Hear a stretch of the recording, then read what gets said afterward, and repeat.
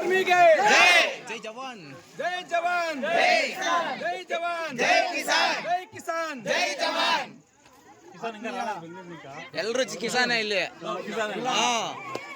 ಹೋಗನಲ್ಲಿ ಗ್ರಾಮಸ್ಥರಲ್ಲಿ ಎಲ್ಲರಿಗೂ ಕೂಡ ಇವತ್ತು ಹಬ್ಬದ ವಾತಾವರಣದಲ್ಲಿ ನಮ್ಮೂರಿನಲ್ಲಿ ಏರ್ಪಟ್ಟಿದ್ದು ಮೊಟ್ಟ ಮೊದಲನೇ ಬಾರಿಗೆ ನಮ್ಮ ಕೆಜೆಪ್ ತಾಲೂಕಿನ ಇಂಜೋಲಕ ಗ್ರಾಮ ಪಂಚಾಯಿತಿಯ ಪೋಗನಹಳ್ಳಿ ಗ್ರಾಮದಲ್ಲಿ ಈ ದೇಶ ಸೇವೆಗೆ ಈ ದೇಶವನ್ನು ರಕ್ಷಣೆ ಮಾಡುವುದಕ್ಕೆ ಮೊದಲನೇದಾಗಿ ಆಯ್ಕೆಯಾಗಿರ್ತಕ್ಕಂಥ ಚಂದು ಅವರು ಮತ್ತು ಅವರ ಸ್ನೇಹಿತರಾಗಿರ್ತಕ್ಕಂಥ ಬಂಗಾರಪೇಟೆಯ ಸಿದ್ದನವರ ಭಾನುಪ್ರಕಾಶ್ ಅವರಿಗೆ ನಾನು ಅಭಿನಂದನೆ ಸಲ್ಲಿಸಲು ಮೊದಲನೇದಾಗಿ ಈ ದೇಶ ಸೇವೆ ಮಾಡಬೇಕಾದ್ರೆ ಆ ದೇವರು ಕೊಟ್ಟಿರ್ತಕ್ಕಂಥ ವರ ಅಂತ ಹೇಳ್ಬೋದು. ಇವತ್ತು ನೋಡ್ತಾ ಇರ್ಬೋದು, ಈ ದೇಶವನ್ನು ರಕ್ಷಣೆ ಮಾಡಬೇಕಾದ್ರೆ ಈ ದೇಶದ ಸೈನಿಕರು ಮಾತ್ರ ರಕ್ಷಣೆ ಮಾಡ್ತಾರೆ, ಬೇರೆ ಯಾರು ಕೂಡ ಮಾಡಕ್ಕಾಗಲ್ಲ. ಯಾಕಂತಂದ್ರೆ ಈ ದೇಶದ ಸೈನಿಕರು ನಮ್ಗೆ ರಕ್ಷಣೆ ಕೊಡ್ತಾ ಇರ್ತಕ್ಕಂಥದ್ದು ಮತ್ತು ನಮ್ಮೆಲ್ಲರಿಗೂ ಕೂಡ ಒಂದು ಸಿಹಿ ಸುದ್ದಿ ಮತ್ತು ಏನಂತಂದ್ರೆ ಇತಿಹಾಸದಲ್ಲೇ ಮೊಟ್ಟ ಮೊದಲ ಬಾರಿಗೆ ನಮ್ಮ ಗ್ರಾಮದಿಂದ ಆಯ್ಕೆಯಾಗಿರ್ತಕ್ಕಂಥ ಇಂಡಿಯನ್ ಆರ್ಮಿಗೆ ಇವತ್ತು ನಮ್ಮ ಚಂದ್ರವರಿಗೆ ಅಭಿನಂದನೆಗಳು ಮತ್ತು ನಿರಂತರವಾಗಿ ಕೂಡ ದೇವರ ಗಂಗಮ್ಮ ಆ ತಾಯಿ ಅವರಿಗೆ ಶಕ್ತಿಯನ್ನು ಕೊಡ್ಲಿ. ಏನವರ ದೇಶ ಸೇವೆ ಮಾಡ್ತಾರೋ ಮತ್ತಷ್ಟು ಆ ಶಕ್ತಿಶಾಲಿಯಾಗಲಿ ಮತ್ತೆ ಮತ್ತಷ್ಟು ಜನ ನಮ್ಮ ಯುವಕರು ನಮ್ಮ ಗ್ರಾಮದಿಂದ ಆರ್ಮಿಗೆ ಆಯ್ಕೆ ಆಗುವಂತ ಕೆಲಸ ಆಗ್ಬೇಕು. ಆ ದೇವರ ಆಶೀರ್ವಾದ ಕೊಡ್ಲಿ.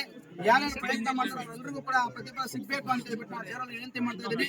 ಭಾನುವಾರ ಸ್ನೇಹಿತರು ಅಷ್ಟೇ, ಅವ್ರು ಏನ್ ಬಂದಿದ್ರು ಅವ್ರಿಗೂ ಕೂಡ ದೇವರ ಶಕ್ತಿಯನ್ನು ಕೊಡ್ತಾರೆ. ಏನೋ ದೇಶ ಸೇವೆ ಮಾಡ್ತಾರೋ ನಿಮ್ಮ ತಂದೆ ತಾಯಿಯನ್ನು ಎಲ್ಲವನ್ನ ತ್ಯಾಗವನ್ನು ಬಿಟ್ಟು ಈ ದೇಶಕ್ಕೋಸ್ಕರ ಈ ದೇಶದ ಪ್ರಾಣ ನೀವೆಲ್ಲವನ್ನು ಬಲಿದಾನ ಇಟ್ಟು ಹೋಗ್ತಾ ಇರ್ತಕ್ಕಂಥದ್ದು ನಿಮ್ಗೆ ಸದಾ ಸಿದ್ಧವಾಗಿ ಜನರ ಸೇವೆ ಮತ್ತು ಅವರ ರಕ್ಷಣೆ ಮತ್ತು ಅವರ ಆಶೀರ್ವಾದ ನಿಮ್ಗೆ ಯಾವತ್ತೂ ಇರುತ್ತೆ. ಈ ದೇಶದ ರಕ್ಷಣೆ ನೀವು ಕಾಪಾಡಬೇಕು, ಈ ದೇಶದ ರಕ್ಷಣೆಯನ್ನು ನೀವು ಗೌರವಿಸಬೇಕು. ಈ ದೇಶದಲ್ಲಿ ನರೇಂದ್ರ ಮೋದಿ ಅಧಿಕಾರಕ್ಕೆ ಬಂದ ನಂತರ ಏನಿವತ್ತು ಇಂಡಿಯನ್ ಆರ್ಮಿಯಲ್ಲಿ ಯಥೇಚ್ಛವಾಗಿ ಯಾರು ಹೋಗ್ತಾ ಇರ್ಲಿಲ್ಲ. ಉತ್ತರ ಕರ್ನಾಟಕ ಆಗಿರ್ಬೋದು, ದಕ್ಷಿಣ ಕನ್ನಡ ಆಗಿರ್ಬೋದು. ಆದ್ರೆ ಮೊಟ್ಟ ಮೊದಲದಾಗಿ ನಮ್ಮ ಕೋಲಾರ ಜಿಲ್ಲೆಯಿಂದ ಮತ್ತಷ್ಟು ಜನ ಯುವಕರು ದೇಶಕ್ಕೆ ಸೇವೆಗೆ ಹೋಗ್ತಾ ಇದ್ದಾರೆ ಅಂತಂದ್ರೆ ಅದು ನರೇಂದ್ರ ಮೋದಿ ಅವರ ಕಾರಣ. ಯಾಕಂತಂದ್ರೆ ಅವ್ರು ಕೊಟ್ಟಿರ್ತಕ್ಕಂಥ ಇವತ್ತಿನ ಸೌಲಭ್ಯಗಳು ಇವತ್ತು ಯುವಕರು ಬಳಸ್ಕೊಂತ ಇದ್ರೆ ಮತ್ತಷ್ಟು ಯುವಕರು ಬಳಸ್ಕೊಂಡು ದೇಶ ಸೇವೆಗೆ ಹೋಗ್ಬೇಕು ಅಂತ ನಾನು ವಿನಂತಿಯನ್ನು ಮಾಡ್ತಾ ಏನ್ ಇವತ್ತು ನಮ್ಮೂರಲ್ಲಿ ಒಂದು ಪೂಜೆ ಕಾರ್ಯಕ್ರಮ ಮಾಡ್ಕೊಂಡು ಅವ್ರಿಗೆ ಅಭಿನಂದನೆ ಸಲ್ಲಿಸ್ತಾ ಇದೀವಿ. ಅವ್ರ ಅಭಿನಂದನೆ ಅಂತಂದ್ರೆ ಅವ್ರಿಗೆ ಕೊಡ್ತಕ್ಕಂಥ ನಾವು ಗೌರವ, ದೇಶದ ಸೈನಿಕರಿಗೆ ಗೌರವ. ನೀವು ಇದೇ ರೀತಿಯ ನೀವು ಬೇರೆಯವರಿಗೆ ಪ್ರೇರಣೆಯಾಗಿ, ಬೇರೆ ಯುವಕರಿಗೆ ನೀವೆಲ್ಲ ಕೂಡ ಪ್ರೇರಣೆಯಾಗಿ ಮತ್ತಷ್ಟು ಈ ದೇಶದ ರಕ್ಷಣೆಗೆ, ದೇಶ ಸೇವೆಗೆ ನೀವೆಲ್ಲ ಕೂಡ ಮಾರ್ಗದರ್ಶನ ಕೊಡಬೇಕು ಅಂತ ಹೇಳ್ತಾ ನನ್ನ ಮಾತನ್ನು ಮುಕ್ತಾಯ ಮಾಡಿ ಜೈ ಹಿಂದ್, ಜೈ ಕರ್ನಾಟಕ.